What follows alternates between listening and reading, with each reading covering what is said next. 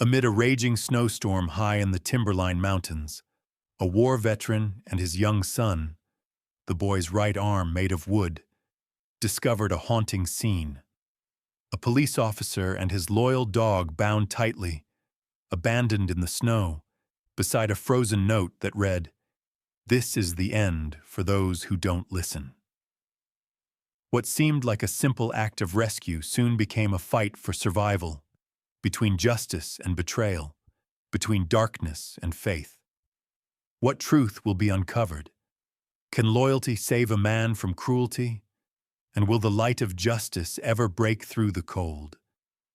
Here at Healing with Max, we share stories that touch the soul, where courage still echoes through the storm, and love keeps its promise even when the world forgets. If this story moved your heart, tell us where you're watching from, and don't forget to hit subscribe so you can journey with us through more stories that will warm you, even after the snow has stopped falling. The forest above Timberline waited in a silence too deep for comfort, the kind that came before the sky broke apart. Dusk had fallen heavy and low, tinting the horizon the color of pewter. The wind had not yet risen, but the pines swayed as if anticipating its arrival. Down in the valley, the last lights of the town blinked out one by one, leaving only the steady pulse of the mountains, ancient, indifferent, and cold. And somewhere between that silence and the coming storm, Raymond Cole moved, his breath a faint ghost in the air. He carried an old lantern whose glass was smudged with soot, the flame trembling like a heartbeat inside. Each swing of his axe sent a dull echo into the trees, the sound swallowed almost instantly by snow. Raymond's shoulders, broad but weary, moved with the rhythm of someone who had lived too long by instinct. His hair, once black, now shone silver under the lantern's glow, and lines of fatigue carved permanent paths down his weathered face. He was a man rebuilt from fragments, soldier, medic, widower, father, and tonight, just a man against the cold. His truck sat a short distance away, engine idling low, headlights forming twin halos through the mist. Inside, his son Samuel waited, small, thin, wrapped in a jacket too big for his frame. One sleeve hung limp where his wooden prosthetic ended, tucked neatly out of sight. The boy's dark hair curled against his forehead, damp from his own breath on the frosted window. He was 8, but looked younger, a child carved from gentleness and silence. Each time snow touched the glass, his eyes followed, wide and solemn, as if the flakes carried tiny secrets of the world.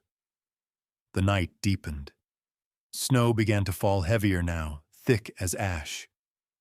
Raymond lifted the lantern higher, scanning the ridges that hemmed the ravine. The woods seemed endless, an ocean of white trunks and drifting haze. And then, movement. A ripple in the snow's stillness, something dark and wrong against the pale. He moved closer, boots crunching through drifts until the lantern's glow found it. 2 figures half buried, frozen into the land itself. A man and a dog, bound together as though condemned to share the same grave. For a moment, Raymond simply stood there. The air around him seemed to vanish, replaced by the sound of his own pulse. The man's badge glinted beneath the frost, catching the lantern's light. A police insignia, cracked but unmistakable.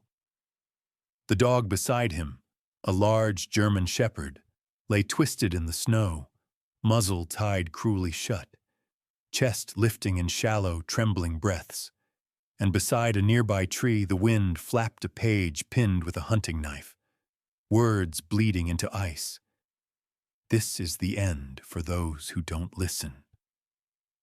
Raymond's instincts, the old ones, the soldiers, flared awake.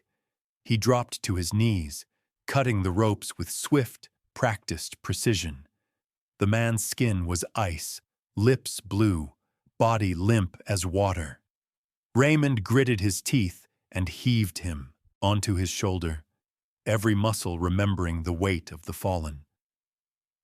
The dog stirred faintly when his bonds were severed, a muffled whine breaking through the gag. "Easy now," Raymond murmured, though his voice sounded strange to his own ears.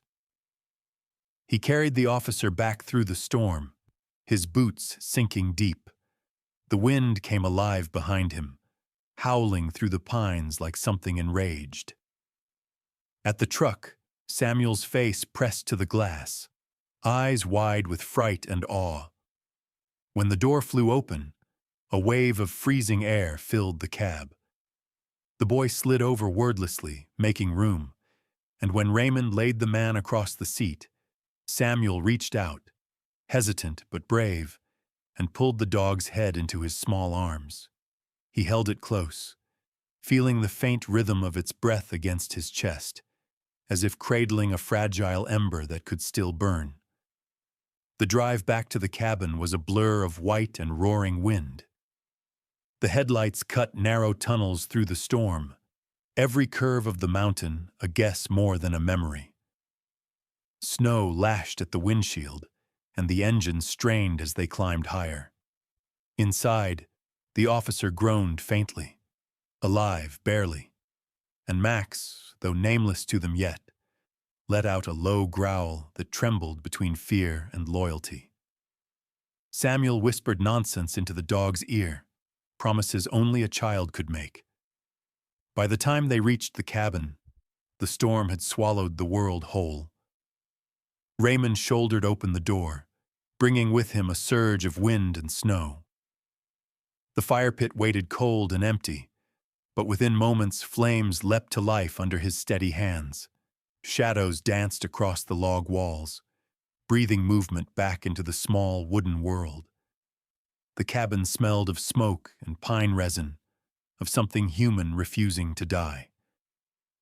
He laid the officer on the couch, checking the pulse at his neck, slow but steady. The man was young, early 30s perhaps, with close-cropped hair and a face that might once have been handsome if not for the bruising and frostbite. Raymond draped blankets over him, his fingers steady, his mind detached, muscle memory from too many battlefields. Then he turned to the dog. Max, though he did not yet have that name, lay on the rug by the fire, one leg bent at an unnatural angle, breaths shallow. Raymond crouched, studying him. A large male, sable coat dulled by dirt and ice, scars old and new cutting across his flank. His muzzle bore rope burns, his paws cracked from the cold. Yet there was something else, too. Dignity, quiet and enduring, the kind only creatures of service carried. When Raymond reached out, the dog twitched, but did not bite. Samuel crouched beside them, watching in silence.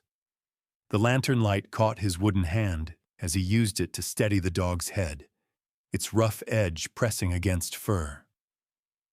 Raymond worked quickly, warming towels, rubbing life into numb limbs, pressing fingers to ribs. The dog's eyelids fluttered, revealing golden eyes clouded by exhaustion. A growl rumbled in, his throat low and uncertain. "It's all right," Raymond said quietly. "You're safe here." The words hung in the air like a prayer. For a heartbeat, everything seemed suspended. The storm, the fear, even time itself. Then, as Raymond's hand brushed against the dog's fur, the animal's eyes opened fully, gold meeting gray. Something unspoken passed between them, recognition perhaps, or the fragile trust of survivors who sensed the same darkness in one another. The fire roared, shadows trembled along the walls, and the small cabin seemed to pulse with new life. Outside, the wind screamed against the shutters, clawing to get in. Inside, there were 4 living hearts now, bound together by chance, or by something larger than chance. Raymond looked toward the window. Beyond the frost-glazed glass, the world was nothing but white. But then, movement. A flicker of shadow crossing the snow line near the trees. He froze. The figure stood still for only a second before melting into the storm again, leaving behind a silence sharper than any sound. The forest had held its breath before the storm. Now, it seemed, it was breathing again. Morning came without song.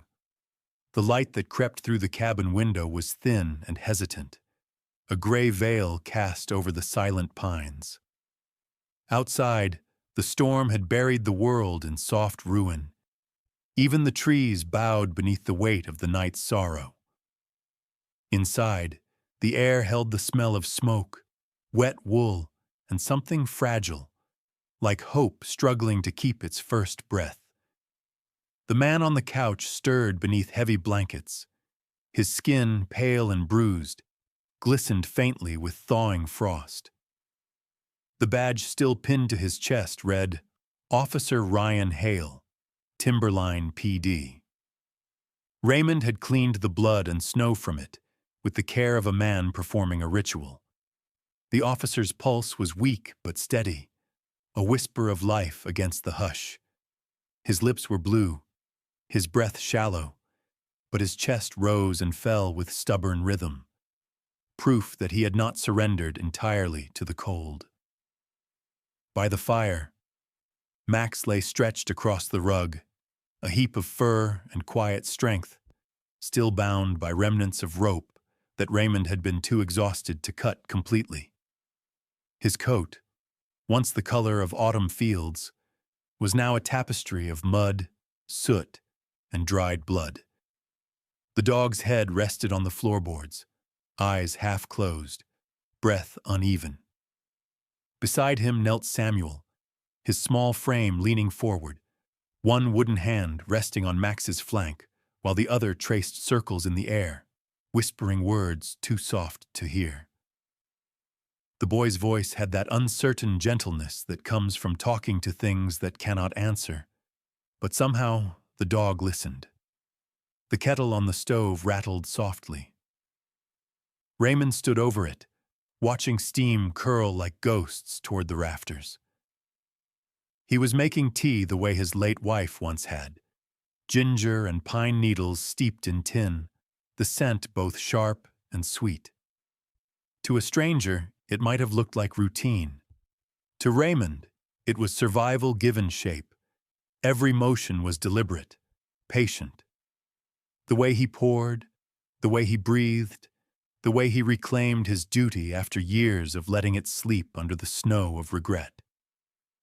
He set a cup beside the couch, the aroma threading through the air. Ryan's eyelids fluttered, but did not open. Raymond checked his pulse again, then moved toward Max, whose tail twitched faintly at his approach. When the dog tried to stand, a tremor seized his hind leg, sending him collapsing back to the rug with a choked whimper. A thin line of blood spread along the fur, darkening it to near black. Raymond's jaw tightened. He tore strips from an old flannel shirt, boiled a needle in the kettle, and crouched beside the animal. "Hold him steady," he said quietly. Samuel nodded, pressing his wooden hand against the dog's shoulder, using the other to stroke its head. Max's eyes flicked open, one gold, one clouded, and in them was both fear and a stubborn will to endure. Raymond's hands moved with practiced certainty, stitching the wound in silence. The sound of the needle piercing flesh drowned beneath the crackling fire. The dog flinched once but made no sound. When it was done, Raymond sat back, exhaling the breath he hadn't realized he'd held. Outside, the wind sighed through the branches, a softer voice now, no longer a howl. For the first time in what felt like days, Raymond noticed the warmth beginning to spread from the fire into the corners of the room. The frost melting from the window dripped down in slow silver lines. He leaned back, running a hand over his face. His son had fallen asleep beside the dog, his head resting on Max's side, the rhythm of two living creatures rising and falling together like tides. The knock at the door startled him. 3 sharp raps, urgent, human. Raymond rose instantly, hand brushing the shotgun by the wall, though something in the rhythm of that knock felt harmless. When he opened the door, a rush of light snow entered first, followed by a woman bundled in a green parka lined with fur. Her cheeks glowed crimson from the cold, eyes wide and clear as morning glass. "Clara Miles," she said before he could ask. "Wildlife Rescue Unit. The ranger station told me a distress flare came from this ridge last night." Her voice carried the kind of calm that came from seeing too much and fearing little. She looked to be in her mid-30s, tall and wiry, with dark auburn hair escaping her hood and hands reddened from frost. She stepped inside without hesitation, scanning the room, the unconscious officer, the sleeping boy, the wounded K9. Something in her face softened, and the sharpness of professionalism melted into quiet empathy. "He's a timberline officer," Raymond said simply. "Found him half frozen in the ravine. The dog, too." Clara knelt beside Max, her breath catching. "K9 unit," she murmured. "Poor thing." She opened her pack and pulled out a bundle of herbs, salves wrapped in wax paper, and a small jar of antiseptic that smelled faintly of pine resin. Without a word, she began cleaning the dog's wound where Raymond's stitches held. Her movements were quick but tender, the kind that made pain feel almost sacred. When she glanced at Samuel's prosthetic, she hesitated, her eyes flicking up to Raymond's. There was no pity there, only quiet recognition, an understanding that broken things could still serve a purpose. "You've done good work," she said softly, meaning both the stitching and the parenting. Raymond said nothing, only nodded. For the next hour, the cabin filled with the quiet rhythm of small tasks, the hiss of water on the stove, the rustle of cloth, the faint crackle of logs collapsing into embers. Clara applied her salves to the officer's frost-bitten hands, wrapped his feet in dry wool, and whispered to herself as she worked. Samuel woke once, blinking sleepily, and reached out to touch her sleeve. "Is he going to be okay?" he asked. Clara smiled faintly. "He's strong," she said. "He just needs time." By late afternoon, the cabin glowed with the amber hue of renewed life. The officer's breathing had steadied, his color faintly returned.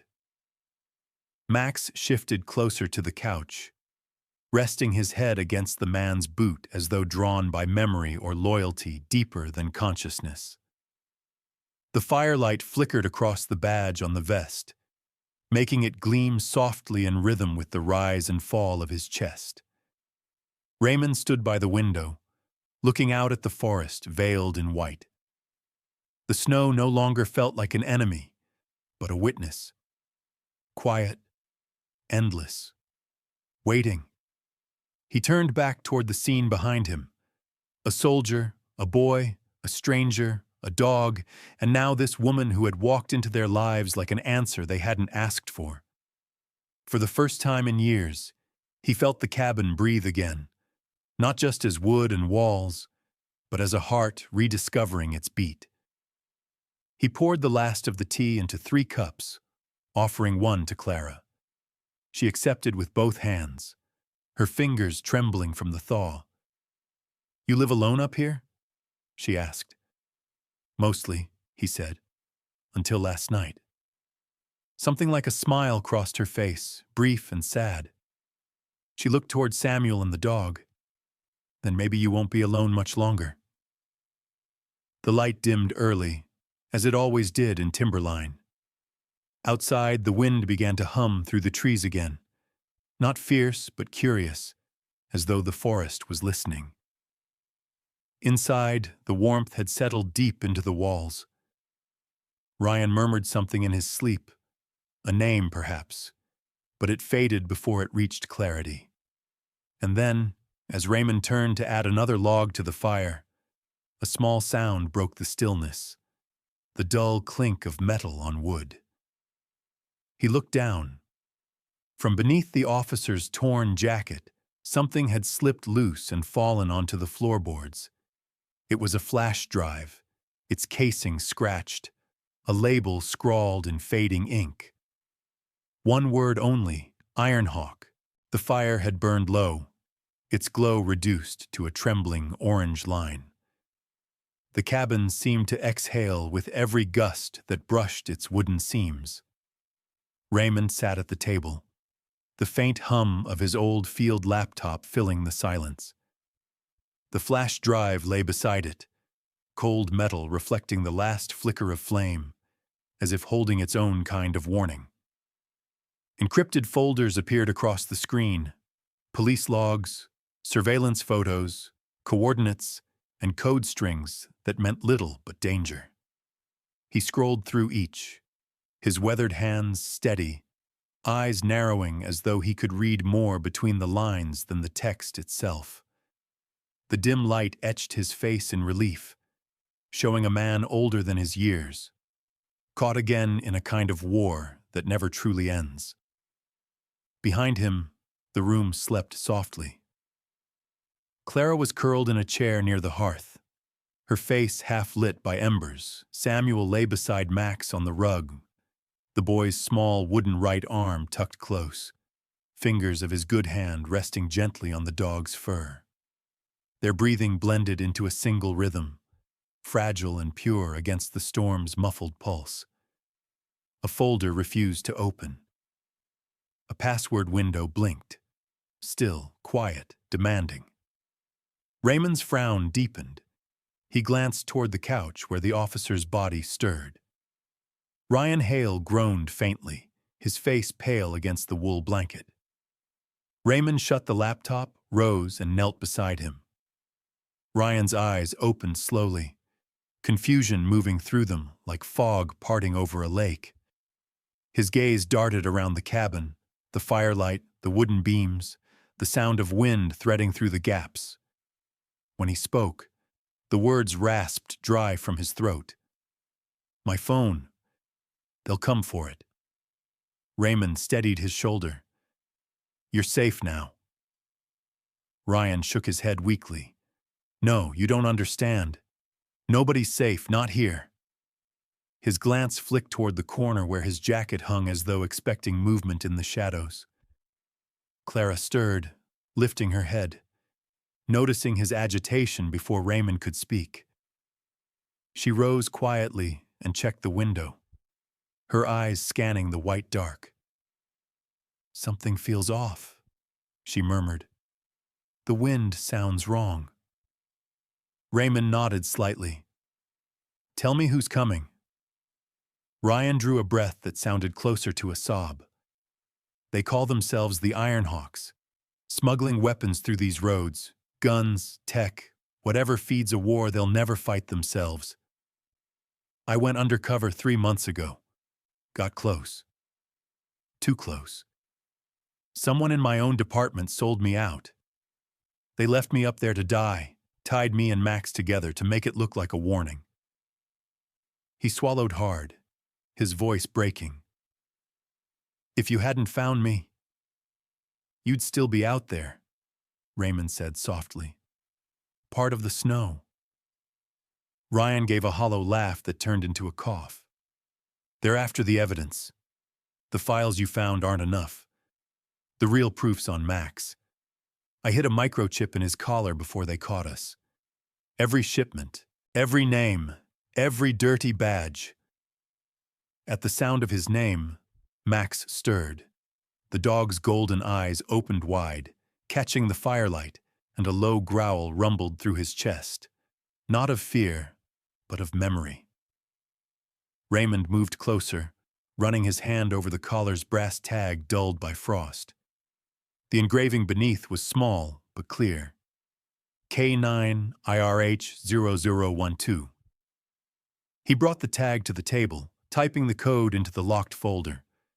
The laptop flickered to life, and the screen filled with a storm of data, coordinates, ledgers, lists of names. One caught Raymond's attention, sharp as a splinter in the dark. Lieutenant Carl Donovan. The name sent a chill through him. It belonged to the man who'd once given him this very cabin as a place to heal. He said nothing, but his hands stilled for a heartbeat too long.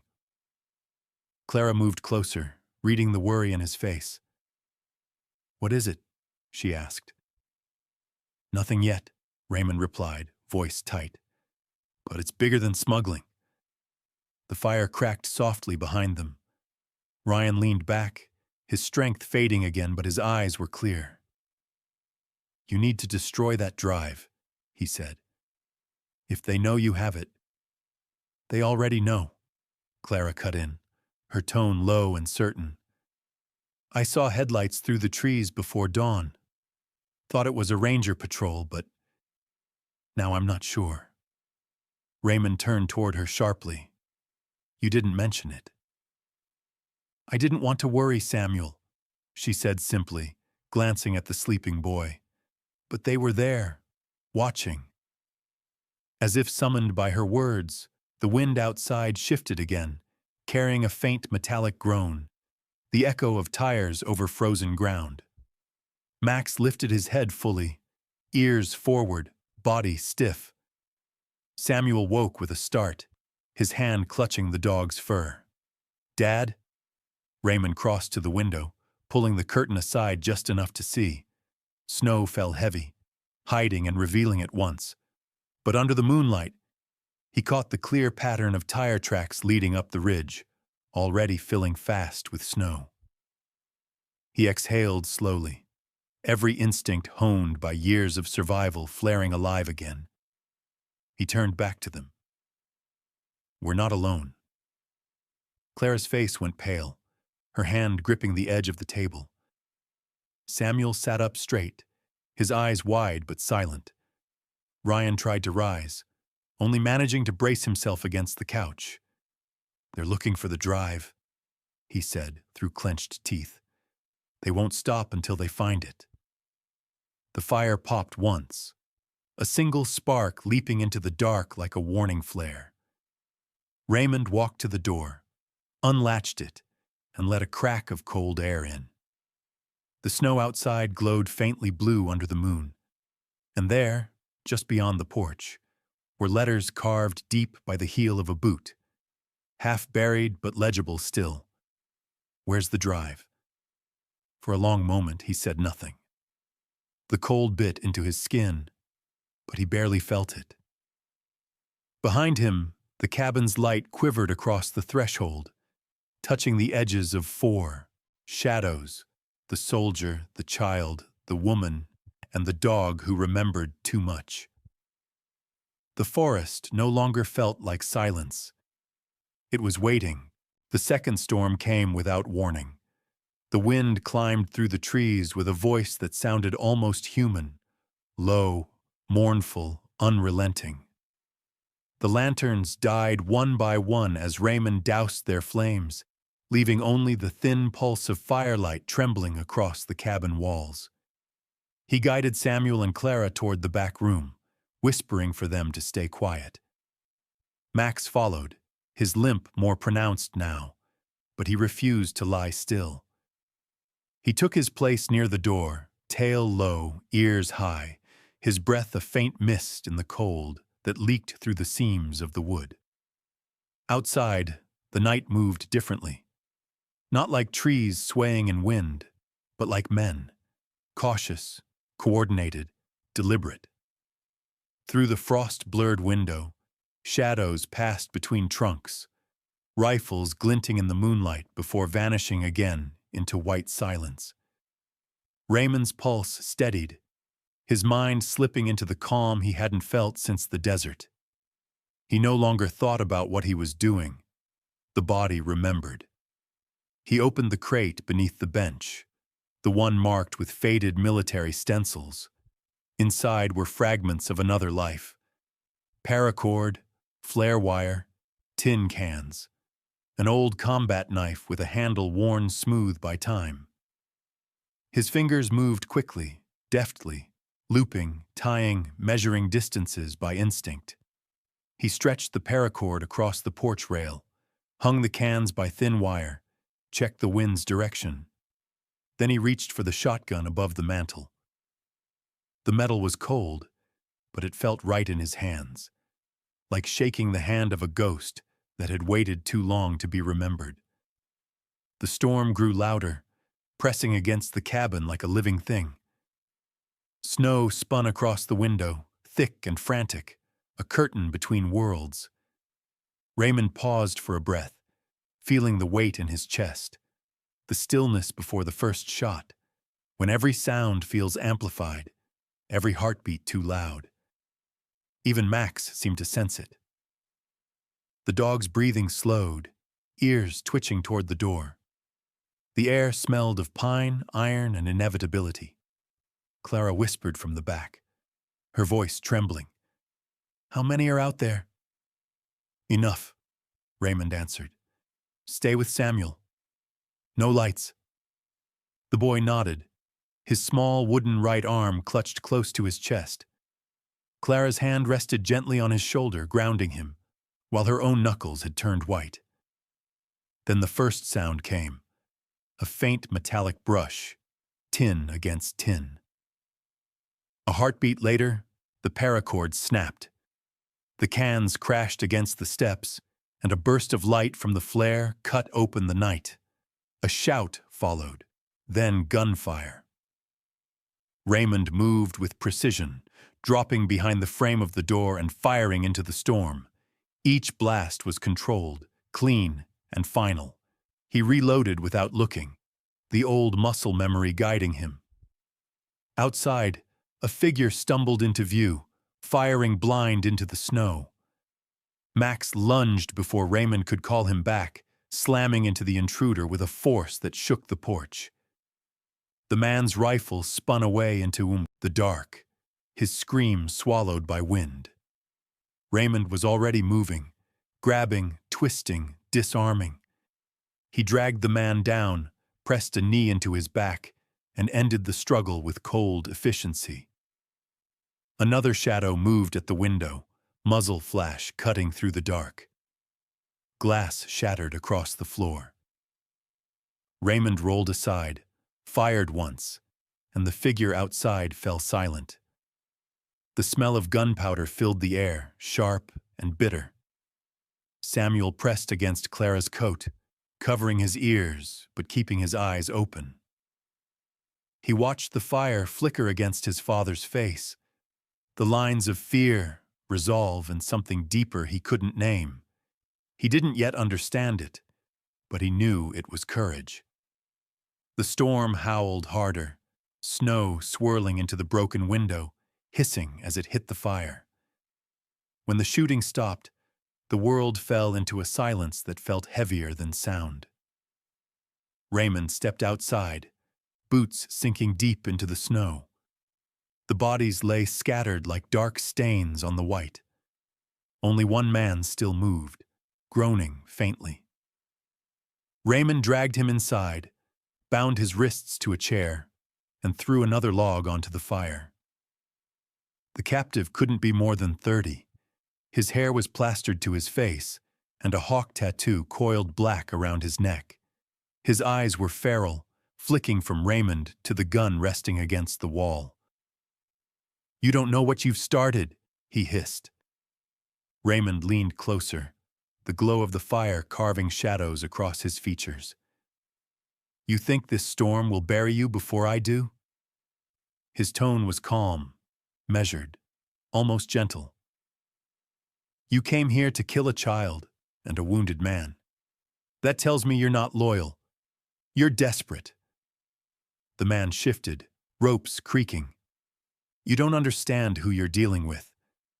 "No," Raymond said softly, "but I understand what fear looks like, and I see it now." Behind them, Ryan forced himself upright, using the wall for balance. His face was pale, but his voice carried steel. "Talk," he ordered, "before I let him hand you back to the snow." The captive hesitated, his bravado flickering out. "Kane," he muttered finally. "Kane Miller."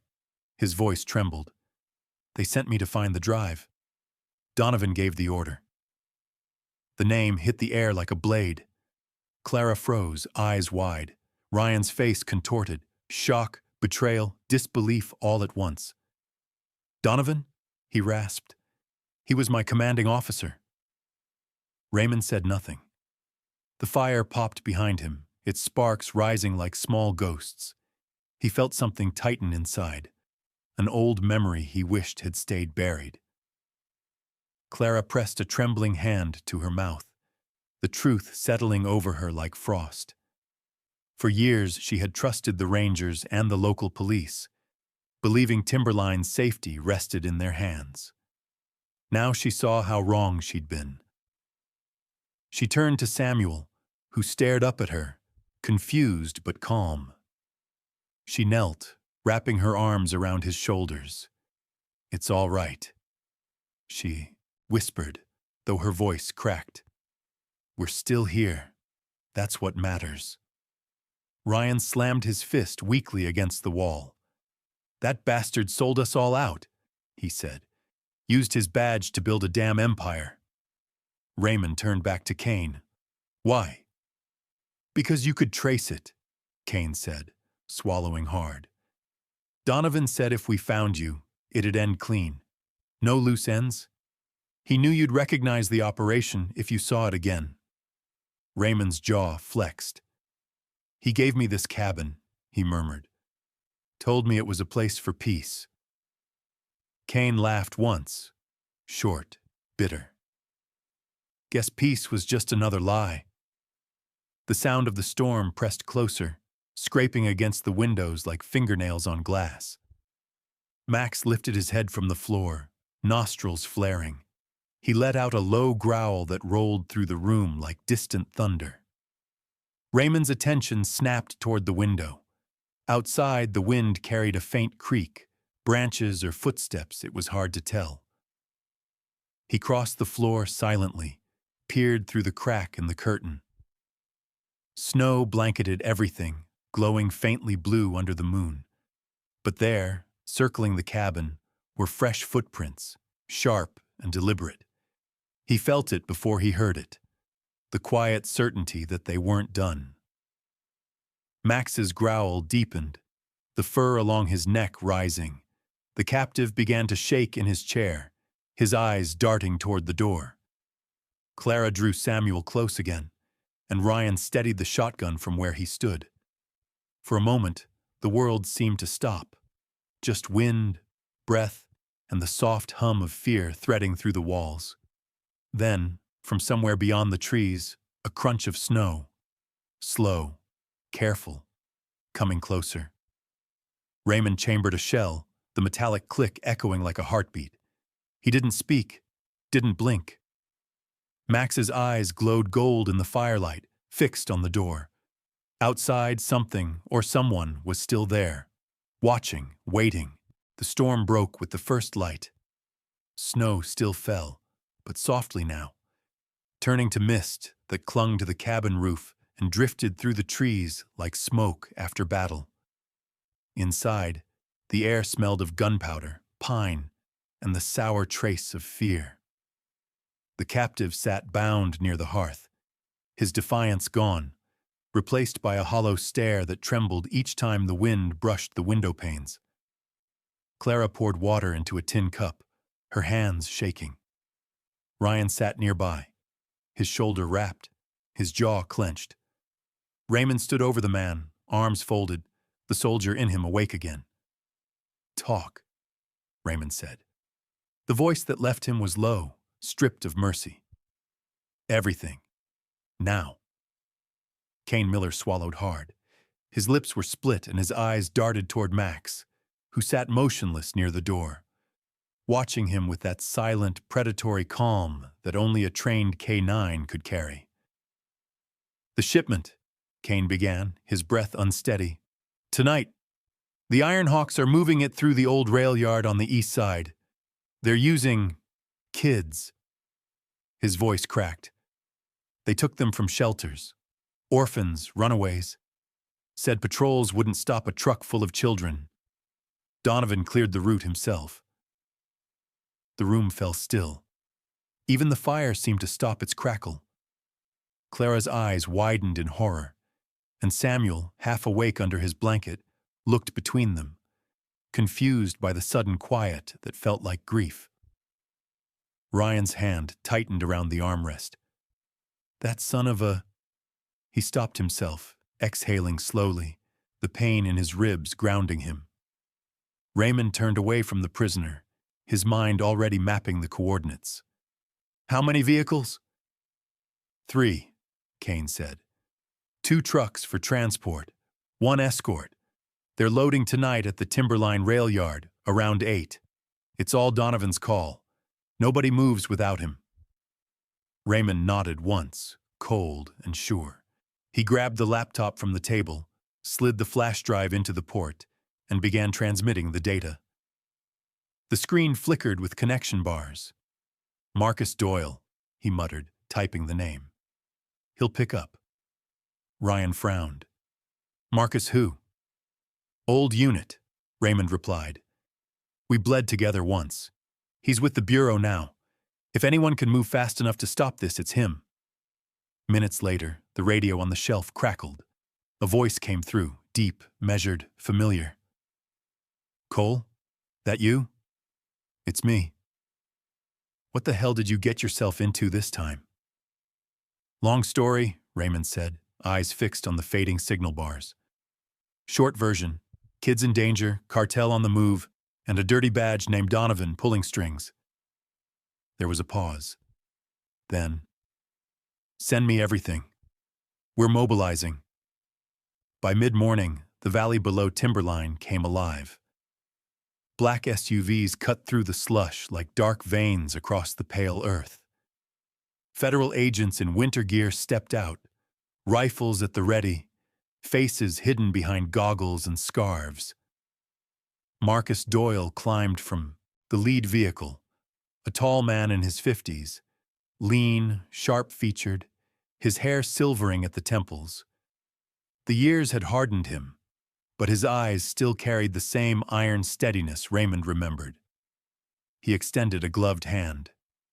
Still saving the world one bad decision at a time, huh? Raymond gave a faint, tired smirk. You taught me most of them.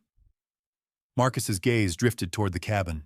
He saw Ryan, pale but standing, Clara, weary but defiant, and Max, alert, tail stiff, eyes bright. That the K9? Best partner any man ever had, Raymond said. An hour later, they rolled out. 8 unmarked vehicles slicing through the Timberline Pass. The radio chatter was clipped, the kind that spoke of men who had seen too much to waste words. Raymond sat in the back seat, shotgun resting across his knees. Ryan sat opposite, clutching his side, his face pale with pain but determined. Clara rode beside the driver, headset crackling with static. Max sat up front in the lead SUV, wearing a tactical vest fitted with a small camera. His chest rose steady, eyes sharp, scanning the blur of white and steel as the convoy cut through the frozen highway. The rail yard emerged through the fog like a graveyard of iron. Rusted trains sat half-buried in snow.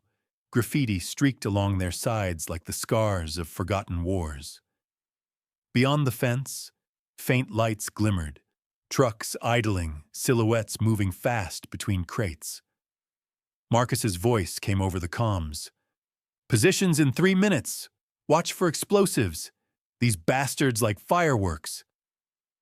As if on cue, Max's ears twitched. He stiffened, head snapping toward a line of containers. His growl vibrated through the feed. Raymond's eyes widened. He knew that sound. Stop the convoy, he barked. Max has something. The SUVs screeched to a halt. Agents poured out, weapons raised. Marcus jogged forward, crouching near the containers. A faint beeping hummed beneath the snow. C4, Marcus hissed. He just saved our entry team.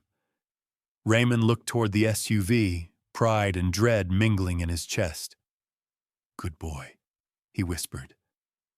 With the charges diffused, the operation began.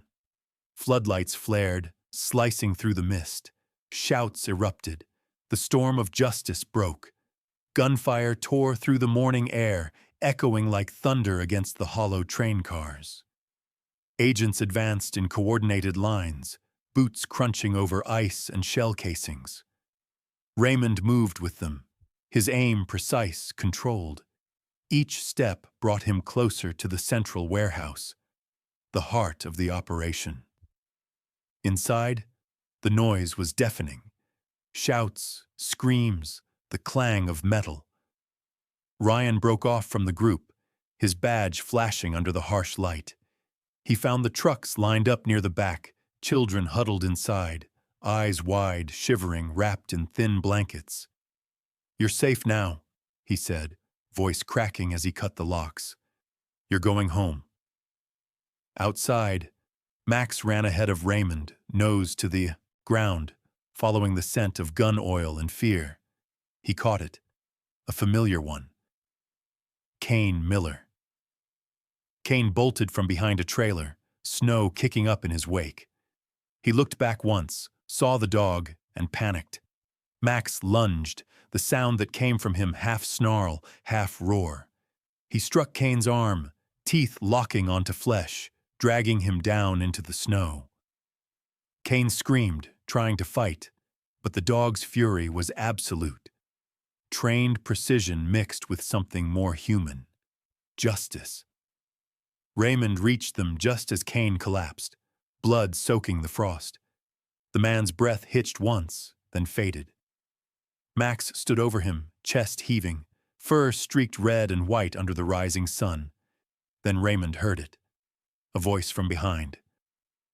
Drop the weapon. He turned. Lieutenant Carl Donovan stood in the warehouse doorway, gun in hand, face pale beneath the dawn. His uniform looked too clean for the dirt beneath his soul. Didn't think it'd end like this, did you? Donovan said, a smile twitching at the corner of his mouth. Raymond raised his shotgun but didn't fire. No, he said quietly. But you did. A single shot cracked the morning. Donovan's expression froze before he hit the ground. The echo rolled across the yard, mingling with the first light of sunrise. When silence finally settled, snowflakes drifted through the broken roof, glowing faint pink in the dawn. The ironhawks were finished. Raymond knelt beside Max, brushing his hand through the dog's fur. The red smeared across his palm. He couldn't tell whose blood it was. For a long moment, he just stayed there, listening to the faint sound of children crying and agents calling names, the world slowly remembering what mercy felt like. Outside, the sun broke through the clouds, washing the rail yard in pale gold. It was over, or at least it would be soon. The winter that followed was a quieter one, the kind that softened even the edges of loss. The snow no longer fell in sheets of fury, but drifted gently over timberline, settling along rooftops and fence posts like a promise kept. The scars of the raid faded beneath layers of calm, broken glass replaced, bullet holes sealed beneath fresh paint, and the faint echo of sirens replaced by children's laughter echoing down the main road. For the first time in months, the town slept through the night, without the wind carrying fear in its breath. Ryan returned to the force before the month's end. His limp was permanent now, a subtle reminder of the night justice clawed its way through the snow. But when he walked into the precinct, the officers rose from their desks, one by one, silent but proud. The accusations that once shadowed his name were gone.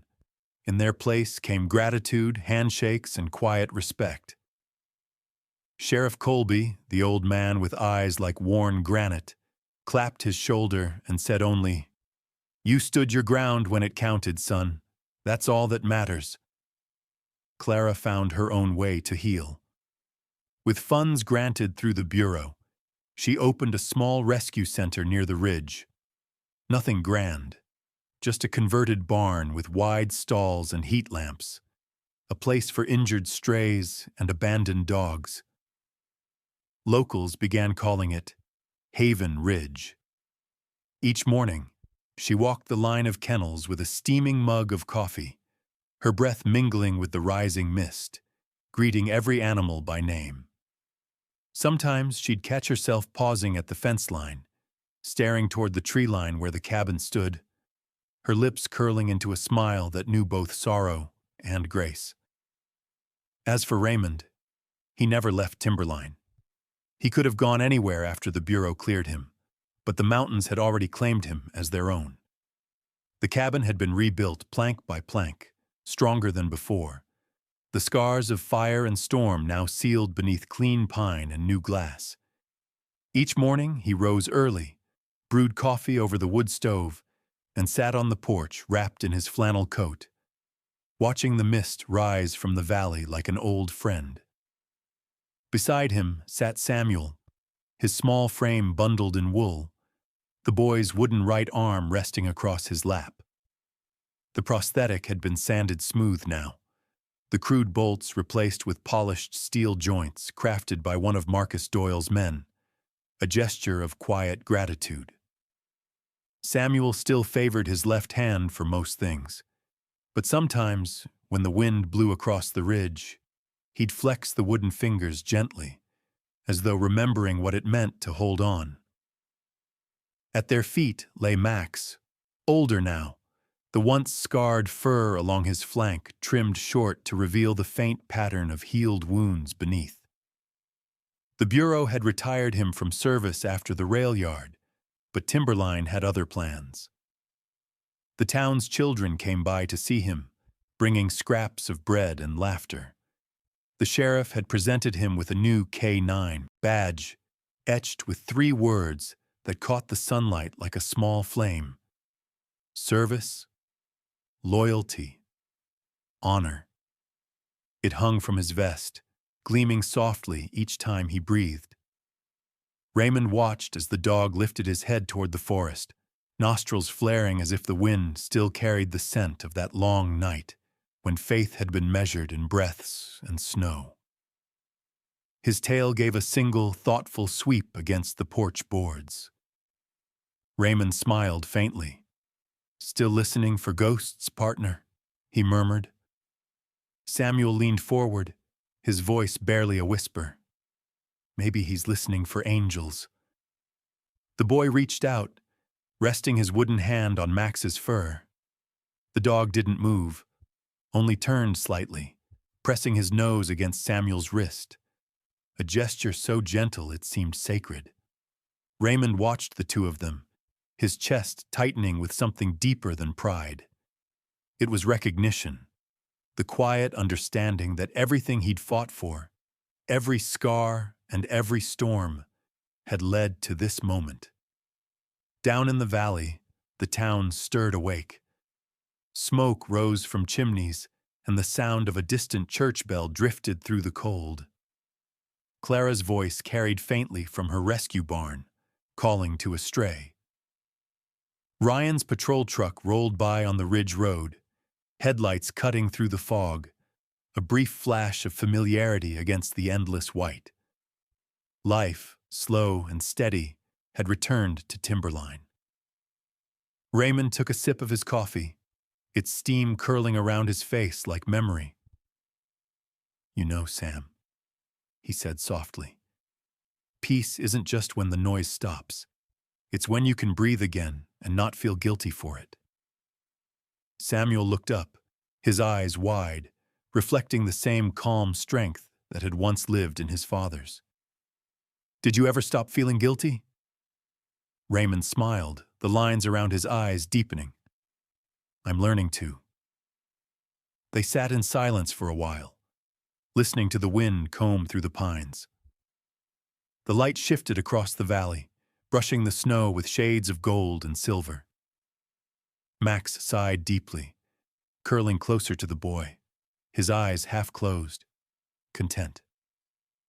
When the wind changed direction, carrying with it the faint scent of pine and old smoke, Raymond looked out toward the horizon. The forest shimmered beneath the pale sun, and for a heartbeat, he could almost see the figures of those who hadn't made it. Ryan's fallen comrades, the children they saved, the echoes of who he once was, standing quietly among the trees, watching, waiting, smiling. The camera of memory lingered there. A man who no longer ran from his past, a boy who carried hope in both hands, one flesh, one carved from perseverance, and a dog who had taught them both what loyalty truly meant. Together, they sat in the stillness of the ridge, bathed in the pale light that never quite faded. Because sometimes, miracles do not roar. They simply breathe, in the hush between heartbeats, in the warmth we choose to keep alive. Sometimes, miracles are not the sound of thunder, but the warm breath that remains. In the frozen silence of timberline, a broken soldier, a wounded dog, and a boy with a wooden hand found something far greater than survival. They found one another. From that night of storm and fear came a quiet kind of redemption.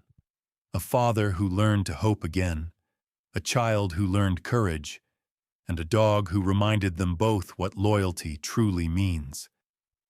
This is not a story about war, but about what endures after it. The mercy we choose, the bonds we keep, and the light we protect even when the world grows cold. It reminds us that heroes aren't always loud. Sometimes they breathe softly beside a fire, or guard a door while no one's watching.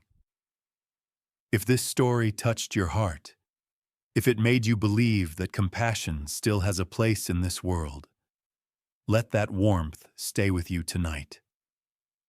Subscribe Healing with Max to keep walking with us through more tales of hope, healing, and quiet bravery.